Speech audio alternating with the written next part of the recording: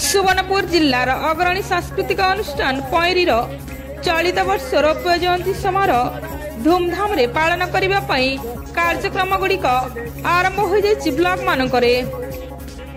आज बिनिका ब्लॉक कला संस्कृति संघर उपसभापति श्री निराकार देहुरी सभापतित्व पैरी तिहार उपलक्षे पैरीर एक सांस्कृतिक कार्यक्रम सह सभा अनुष्ठित होइतिला कलाग्राम करतंगरे।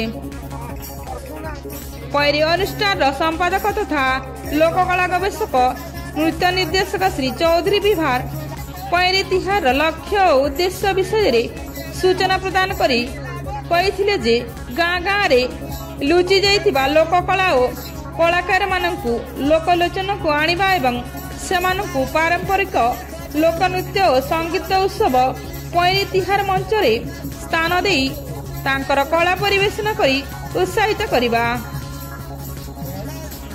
एही सभारे मुख्य नायब सरपंच गोवर्धन नेगी महादेव पाली, सम्मानित अतिथि श्री वासुदेव नायक विशिष्ट कलाकार, श्री सनत बस्तिया सभापति लोक कलाग्राम करतंग, श्री ताराकांत बगर्ती विशिष्ट कलाकार, श्री सुदर्शन नाग सभापति, जिला कीर्तन संघ दंड सम्राट रसिक साहू, सभापति श्री लडू किशोर मल्लिक, उपसभापति श्री प्रफुल्ल नायक, सह संपादक पृथ्वीराज बाग, वरिष्ठ सदस्य गोपाल मेहर उपस्थित थिले। अनुष्ठान तरफरु श्री निराकार देहुरी पैरी कला सम्मान रे सम्मानित करा जायतिला।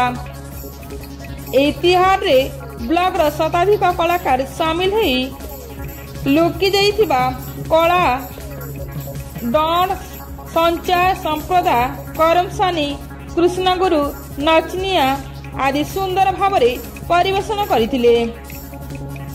प्रथमे उपसभापति श्री प्रफुल्ल कुमार नायक स्वागत भाषण देइथिबा बेले सह संपादक पृथ्वीराज बाग धन्यवाद अर्पण करथिले।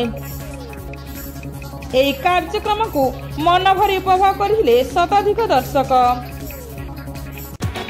ब्यूरो रिपोर्ट, तनुष्टन टीवी।